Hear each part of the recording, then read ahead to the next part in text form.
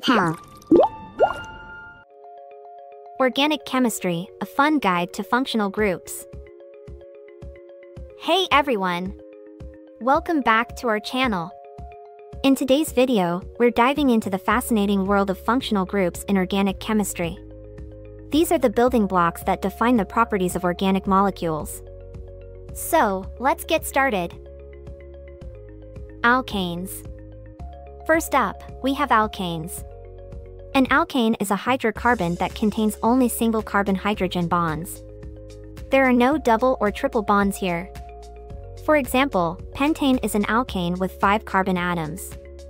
Just a quick refresher, methane has 1 carbon, ethane has 2, propane has 3, butane has 4, and then we get to pentane with 5. If you keep counting, hexane has 6, heptane has 7, octane has 8, nonane has 9, and decane has 10.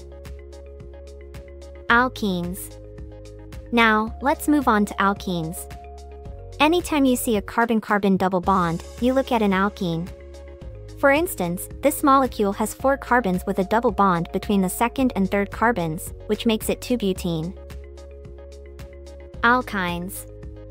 What if we have a carbon-carbon triple bond? That's known as an alkyne. This particular molecule is called 2-butene, and it has that triple bond which gives it some unique properties. Cycloalkanes. Next, let's talk about cycloalkanes. These are alkanes that form a ring structure. For example, cyclopentane has 5 carbons in a ring, while cyclohexane has 6. Aromatic rings. If we have a cyclic structure with alternating double bonds, we're looking at an aromatic ring. The most common example is benzene, which is a staple in organic chemistry. Alkyl halides now. What if we see a halogen attached to a hydrocarbon? That's called an alkyl halide, or sometimes a haloalkane. It has the general formula where R is the hydrocarbon chain and X is the halogen, like chlorine or bromine. Ethers. Moving on, we have ethers. An ether has an oxygen atom connected to 2 hydrocarbon groups. For example, dimethyl ether has 2 methyl groups attached to the oxygen. Alcohols. Next up is alcohols. If you see an OH group attached to a hydrocarbon, you've got an alcohol. For instance, 1-butanol has 4 carbons with the OH group on the first carbon, while 2-butanol has it on the second. Ketones and aldehydes. Now, let's distinguish between ketones and aldehydes. A ketone has a carbonyl group in the middle of the carbon chain, like 2-pentanone. An aldehyde, on the other hand, has the carbonyl group at the end of the chain, such as hexanyl. Carboxylic acids. This brings us to carboxylic acids, which have a COOH group. For example, hexanoic acid has 6 carbons and ends with the suffix OIC acid. Esters.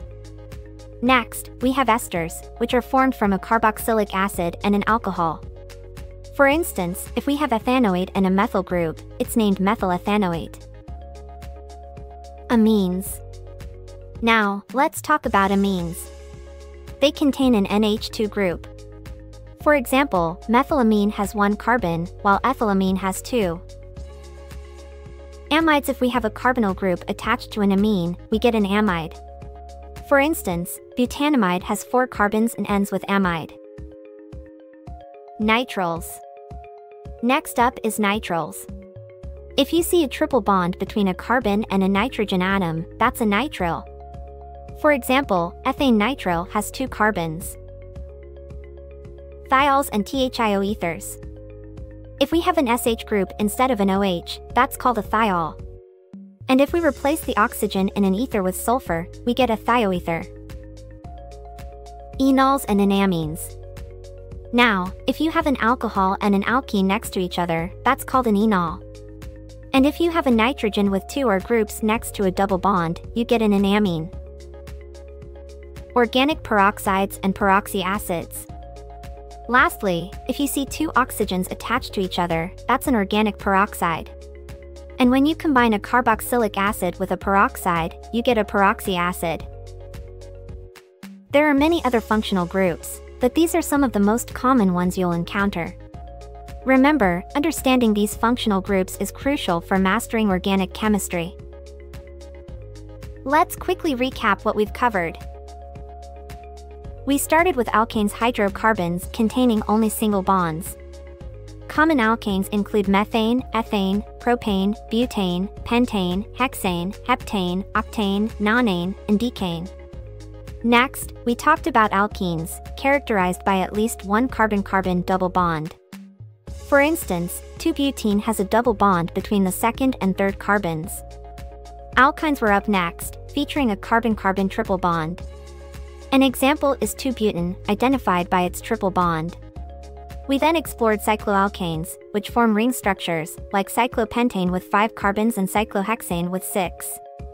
We also covered aromatic rings, cyclic structures with alternating double bonds, with benzene being the most common example. We moved on to alkyl halides, haloalkanes, where a halogen atom is attached to a hydrocarbon, such as chlorine, bromine, fluorine, or iodine. Ethers were next, containing an oxygen atom connected to 2 hydrocarbon groups. An example is ethyl-methyl ether.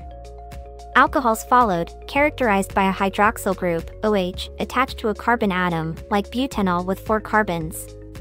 Carboxylic acids, containing a carbonyl group, C=O, and a hydroxyl group, OH, on the same carbon, include examples like acetic acid.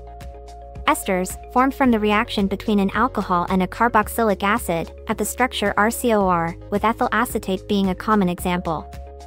Amines were next, featuring a nitrogen atom bonded to hydrocarbon groups, such as methylamine and ethylamine. Amides consist of a carbonyl group attached to a nitrogen atom. Butanamide is an example derived from butanoic acid.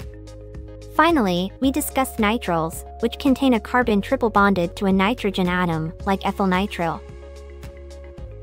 Thanks for staying with us through this video of functional groups in organic chemistry.